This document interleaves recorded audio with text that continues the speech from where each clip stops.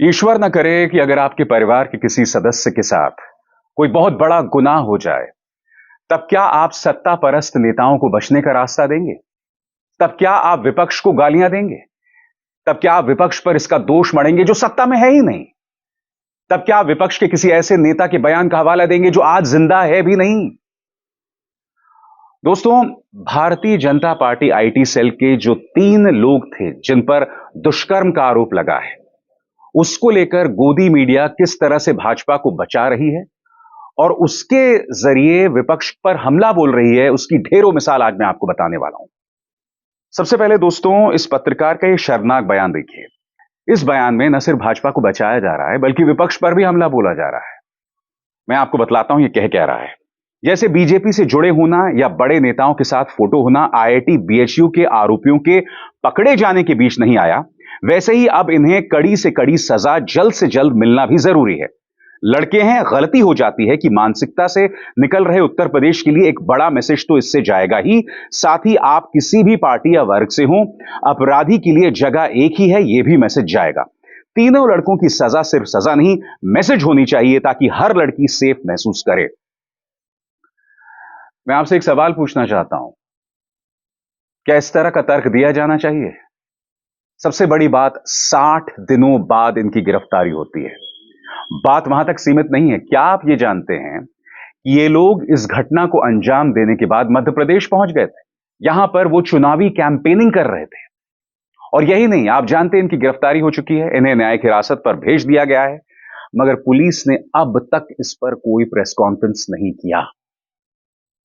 Bharatiya Janata party के नेताओं के साथ दिखाई दे रहे हैं, प्रधानमंत्री के साथ, मुख्यमंत्री आदित्यनाथ के साथ, अनुराग ठाकुर के साथ, स्मृति ईरानी के साथ, अमित मालवीय के साथ, ये तमाम जो रेपिस्ट हैं, आरोपी हैं, वो दिखाई दे रहे हैं यहां पर। इस पर मीडिया सवाल कर ही नहीं रहा है। कायदे से इस पर प्राइम टाइम डिबेट होनी चाहिए थी। और मैं आपको यह भी बतलाऊंगा कि मीडिया ने इस पर चर्चा की मगर दबी आवाज में की। प्राइम टाइम डिबेट्स नहीं किए, कायदे से करना चाहिए था। मैं आपको बताता हूं दोस्तों, मीडिया दरअसल कर क्या रहा है। ये देखिए, वो सीमा हैदर आई हैं पाकिस्तान से, उनके गर्भवती होने की खबर है। अब सही है गलत है मैं नहीं जानता हूं, क्योंकि गोदी मीडिया की तरफ से आ रही है। किस तरह की खबरें हुई मैं आपको बताता हूं दोस्तों। ये देखिए, नव भारत पर सीमा सचिन ने दी गुड न्यूज। सीमा बनी रिपोर्टर, भारत पाक में बताया क्या फर्क। नए साल में सीमा हैदर, सोनिया का पहला इंटरव्यू। मां बनने वाली है सीमा हैदर, होली के बाद गूंजेगी किलकारी। तुम्हारे स्टूडियोज में कभी पत्रकारिता की किलकारी गूंजती है? कभी तुमने ये मेहनत की है या जहमत उठाई है कि हम पत्रकारिता भी करें? मणिपुर में हालात बद से बदतर हो रहे हैं मगर भाजपा से कोई सवाल नहीं। सक्षम पटेल, अभिषेक चौहान, कुणाल पांडे, ये नाम है भाजपा के उन कार्यकर्ताओं के जो गिरफ्तार हुए हैं दुष्कर्म में। उसको लेकर पार्टी से कितने सवाल, उत्तर प्रदेश से कितने सवाल, उत्तर प्रदेश सरकार, उत्तर प्रदेश पुलिस से कितने सवाल। ये देखिए, सीमा हैदर हैं प्रेग्नेंट, गुड न्यूज क्यों हो रहा वायरल। सचिन के पिता ने बहू का हाथ देख किया ऐलान। अब देखिए आज तक, अब नए साल के स्वागत के साथ ही सीमा हैदर ने एक बड़ी गुड न्यूज दे दी है। सीमा हैदर इसी साल सचिन के बच्चे की मां बनेंगी। एक न्यूज चैनल को दिए इंटरव्यू में सीमा हैदर ने बताया कि वो जल्द मां बनेंगी। फिर देखिए, Seema Haider to welcome first child with husband Sachin. Times Now Nav Bharat पर सीमा सचिन ने दी गुड न्यूज। सवाल यह है कि ये पत्रकार, मैं ये समझना चाहता हूं कि पत्रकारिता को लेकर कब गुड न्यूज देने वाले हैं। दैनिक भास्कर उन 3 लोगों के बारे में क्या कह रहा है मैं आपको पढ़ के सुनाना चाहता हूं। इसीलिए बहुत जरूरी था इस मुद्दे पर विस्तृत कवरेज, कि कहीं इन्हें किसी से शह तो नहीं मिल रही थी। पढ़ के सुनाना चाहता हूं, गौर कीजिएगा। बीजेपी आईटी सेल के तीनों पदाधिकारी 1 नवंबर 2023 की रात दारू पीकर काशी का प्रसिद्ध नकटैया मेला देखने गए थे। वहां से लौटते वक्त उन्होंने छात्रा के साथ दरिंदगी की। अगले दिन स्टूडेंट्स का प्रोटेस्ट शुरू होने पर वे डरकर मध्य प्रदेश भाग गए। वहां इलेक्शन में बीजेपी का कैंपेन करने लगे। चुनाव से ठीक पहले वापस लौटे। तब तक वे आश्वस्त हो चुके थे कि अब अरेस्टिंग नहीं होगी। पुलिस अपनी इन्वेस्टिगेशन का सारा काम इस घटना के तीसरे दिन पूरा कर चुकी थी, लेकिन इंतजार था हुक्म मिलने का, जो 60 दिन बाद मिला।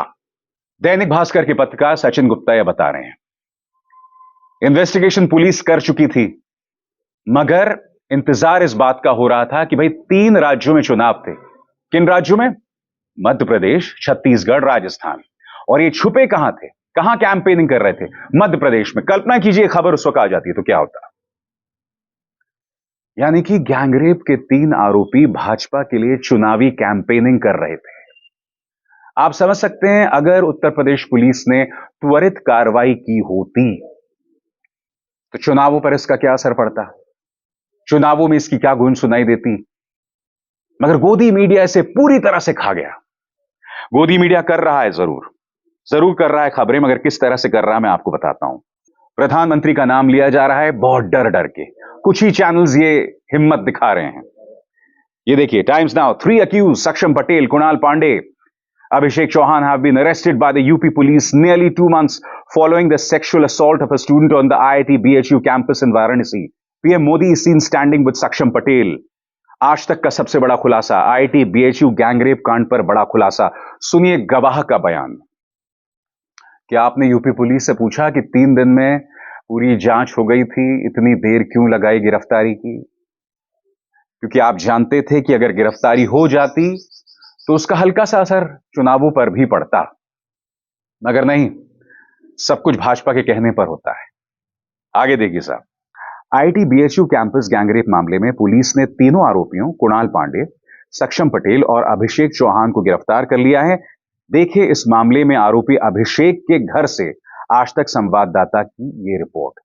आप देख रहे हैं कहीं पर बीजेपी का जिक्र नहीं है, टाइम्स नाउ ने गलती से कर दिया है, और अगर बीजेपी का जिक्र आ भी रहा है तो विपक्ष के हवाले से। ये देखिए, बीएचयू गैंगरेप में बीजेपी को घेरने की तैयारी में विपक्ष, आरोपी गिरफ्तार, कहां कहां जुड़े तार।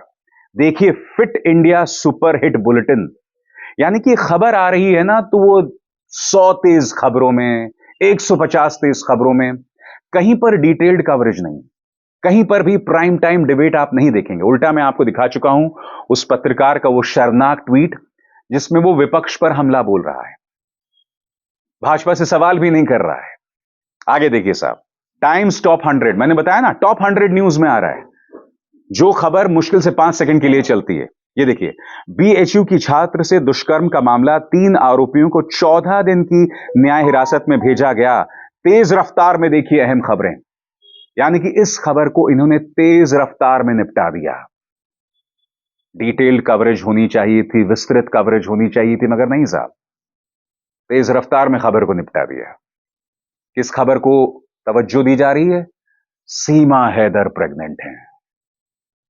बधाई हो तुम्हारी पत्रकारिता, वाकई कायदे से इस पर विस्तृत कवरेज इसलिए भी होनी चाहिए थी क्योंकि उत्तर प्रदेश महिलाओं के खिलाफ अपराध को लेकर एक शर्मनाक तस्वीर पेश कर रहा है आपके सामने।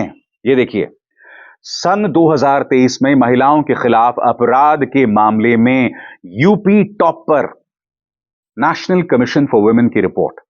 यूपी में दर्ज हुए 16,109 मामले, पूरे देश के मामलों का तकरीबन 55%। दूसरे नंबर पर दिल्ली तो तीसरे पर महाराष्ट्र। यूपी टॉप पर है, यानी कि बीजेपी आईटी सेल के उन कार्यकर्ताओं पर यह खबर करने की कई वजह मैं आपको दे रहा हूं।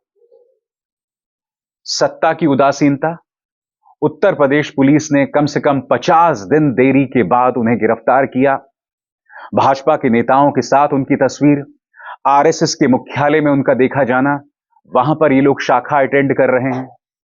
पुलिस ने अब तक कोई प्रेस कॉन्फ्रेंस नहीं की। क्या ये तमाम मुद्दे मीडिया में उठाए गए? नहीं उठाए गए। मीडिया अब भी समाजवादी पार्टी पर दोष मढ़ रही है। मीडिया को सीमा हैदर से प्यार है। अच्छी बात है, ये खबर एंटरटेनमेंट के लिए होनी चाहिए, मगर क्या इसे आप संजीदा गंभीर खबरें कह सकते हैं? नहीं कह सकते ना। मगर यह हो रहा है पत्रकारिता के नाम पर। शर्म इनको मगर आती नहीं। अभिसार शर्मा को दीजिए इजाजत। नमस्कार। स्वतंत्र और आजाद पत्रकारिता का समर्थन कीजिए, सच में मेरा साथी बनिए। बहुत आसान है दोस्तों, इस ज्वाइन बटन को दबाइए और आपके सामने आएंगे ये 3 विकल्प, इनमें से एक चुनिए और सच के इस सफर में मेरा साथी बनिए।